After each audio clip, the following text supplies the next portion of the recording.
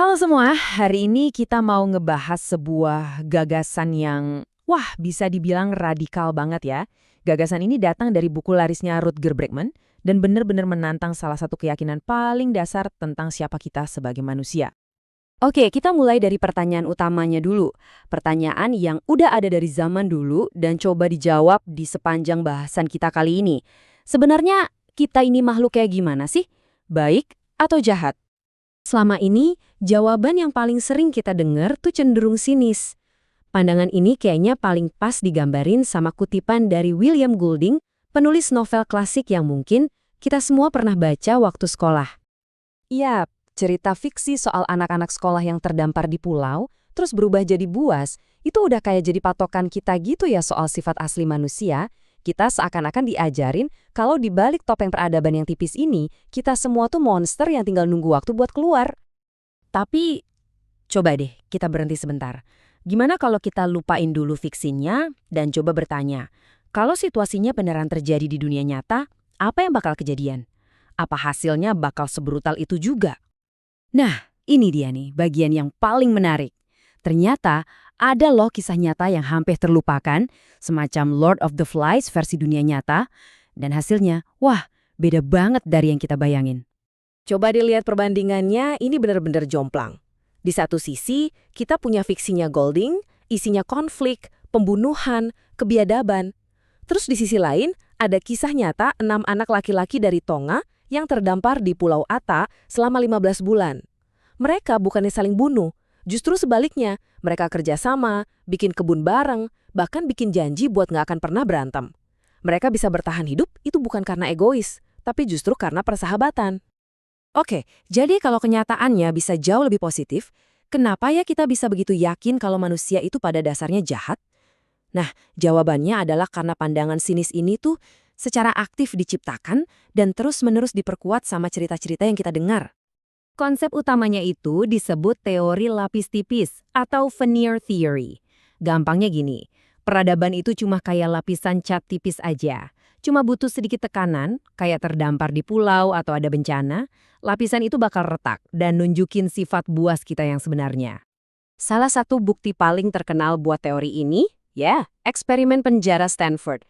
Kesimpulan resminya bilang kalau orang biasa aja, kalau dikasih seragam dan kekuasaan, secara alami bakal jadi sadis. Tapi pas arsipnya dibuka bertahun-tahun kemudian, kebenaran yang mengejutkan pun terungkap. Eksperimen ini tuh bukan pengamatan pasif. Para penjaga itu secara aktif didorong, bahkan dilatih buat jadi penjaga yang tangguh. Terus adegan gangguan mental yang paling terkenal itu ternyata cuma akting. Dan yang paling gokil, pas BBC coba ngulang eksperimen ini tanpa ada arahan apa-apa, pesertanya malah bosen dan akhirnya bikin komune. Sama sekali bukan Lord of the Flies. Jadi kenapa sih kita gampang banget nelan cerita-cerita negatif kayak gini? Salah satu alasannya adalah bias negativitas.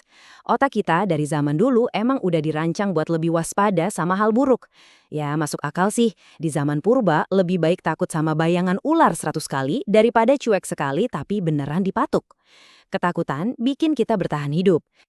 Masalahnya, mekanisme purba ini sekarang dieksploitasi habis-habisan sama media modern.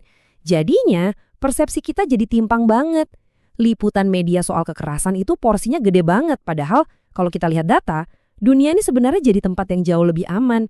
Berita kan fokusnya ke hal-hal yang luar biasa, bukan ke kebaikan sehari-hari yang biasa aja.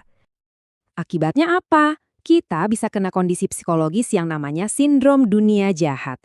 Intinya, makin banyak berita negatif yang kita konsumsi, makin kita percaya kalau dunia ini tempat yang mengerikan. Ini jadi kayak lingkaran setan, isinya ketakutan dan pesimisme. Oke, cukup sudah kita ngebongkar mitos-mitos sinis tadi. Sekarang saatnya kita beralih ke gagasan utamanya Bregman, sebuah pandangan baru yang radikal tentang siapa kita sebenarnya. Idenya tuh sebenarnya sesederhana ini. Gagasan radikal yang coba dibuktikan di buku ini adalah bahwa pada dasarnya, kebanyakan dari kita adalah orang yang baik. Sesimpel itu. Bregman bahkan punya istilah unik buat kita, Homo papi. Maksudnya gini, evolusi itu ternyata nggak milih yang paling kuat, tapi justru yang paling ramah. Mirip kayak anjing yang berevolusi dari serigala dengan cara jadi lebih bersahabat sama manusia, kita juga berevolusi dengan cara memilih pasangan yang lebih ramah dan kooperatif. Bisa dibilang kita ini versi jinak dari nenek moyang kita. Dan keramahan ini bukan kelemahan loh, justru ini superpower kita. Kemampuan kita buat kerjasama itu yang bikin kita bisa belajar bareng-bareng, menciptakan budaya, dan ngebangun peradaban.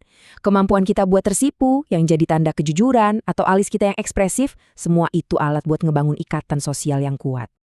Nah, ini semua bukan cuma perdebatan filosofis doang ya. Cara kita memandang sifat manusia itu secara langsung ngebentuk dunia tempat kita tinggal. Coba deh kita lihat konsekuensi nyata dari dua pandangan yang bertolak belakang ini. Yuk kita bandingin dua sistem yang dibangun di atas asumsi yang berlawanan. Ada model sinis, contohnya teori jendela pecah di kepolisian, yang asumsinya orang bakal berbuat jahat kalau ada kesempatan. Hasilnya, kontrol ketat, hukuman, dan tingkat kegagalan yang tinggi. Terus ada model kepercayaan, kayak di penjara Norwegia, yang asumsinya orang itu pada dasarnya baik dan bisa berubah. Hasilnya, martabat, rehabilitasi, dan tingkat keberhasilan yang jauh-jauh lebih tinggi. Biar lebih kebayang, kita lihat angkanya.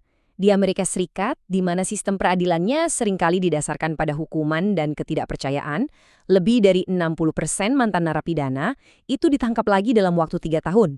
Ngeri kan? Sekarang kita bandingkan sama Norwegia.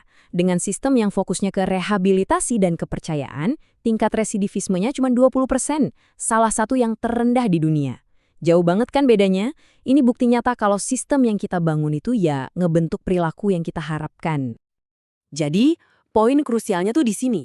Ketika kita berhenti mencoba mengontrol orang pakai ancaman dan hukuman, dan sebaliknya, kita mulai percaya sama motivasi dari dalam diri mereka, keinginan alami buat berbuat baik, justru saat itulah kita melepaskan potensi terbaik mereka. Jadi, bahasan kita kali ini meninggalkan satu pertanyaan penting buat kita semua. Kalau kita berhenti menerima narasi sinis dan mulai membangun sistem kita, entah itu sekolah, tempat kerja, atau masyarakat, berdasarkan asumsi bahwa orang pada dasarnya baik, kira-kira dunia seperti apa yang bisa kita ciptakan? Coba deh pikirkan soal itu.